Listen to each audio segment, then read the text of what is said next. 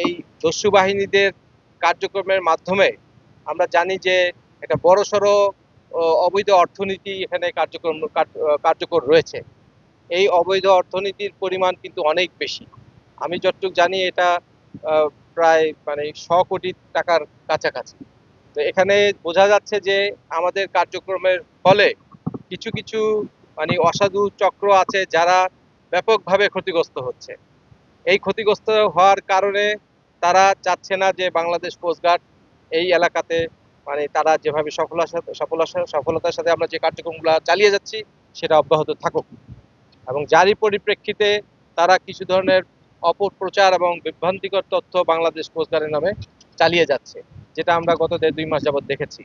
তো এই অপপ্রচার এবং বিভ্রান্তিকর তথ্যের মাধ্যমে সেই সমস্ত অসাধু চক্র বাংলাদেশ কোস্টগার্ডের একটি স্টেশনে আপনারা দেখেছেন যে মানে ব্যাপক হামলা এবং ভাঙচুরের কার্যক্রম করেছে, যেটা মোটেই কাম্য নয়।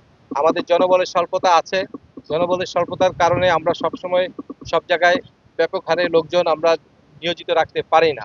এই সুযোগটা নিয়েই এই সমস্ত দুর্বৃত্তরা কোস্টগার্ডের একটি স্টেশনে হামলা চালিয়েছে এবং ব্যাপক ভাঙচুর করেছে এবং সরকারের সম্পত্তির ব্যাপক ধ্বংস সাধন করেছে, যেটা কোনোভাবেই কাম্য নয়। তাদের উদ্দেশ্য যে তারা কোস্টগার্ডকে দমিয়ে রাখতে চায়, কোস্টগার্ড যাতে যে অপারেশন আমরা পরিচালিত করছি সেটাকে সম্পূর্ণরূপে বন্ধ করে দিতে চায়, এবং দেশে যে অরাজনৈতিক বা নৈরাজ্যকর পরিস্থিতি সেটাকে আবার ফিরিয়ে আনতে চায়, এবং এই আমাদের যে সাধারণ জেলে যারা আছে তারা জেলে অনেক গিয়ে তাদের জীবিকা নির্বাহের জন্য যে সমস্ত কার্যক্রম করে সেটাকে তারা নিজের নিয়ন্ত্রণে নিতে চায় এবং মুক্তিপণ আদায়ের মাধ্যমে তাদের ব্যবসাকে ক্রমাগত অব্যাহত রাখতে চায়। তো আমরা কোনোভাবেই এই পরিস্থিতিকে চালিয়ে যেতে দেব না। কোস্টগার্ড বদ্ধপরিকর, কোস্টগার্ড দেশের জন্য কাজ করে, জনগণের জন্য কাজ করে এবং উন্নয়নের জন্য কাজ করে। সুন্দরবন এটার উপর সারা বিশ্বের নজর আছে। সুন্দরবনের পরিবেশ পরিস্থিতি এবং সুন্দরবনের সুন্দর পরিবেশটা ধরে রাখাও আমাদের দায়িত্ব।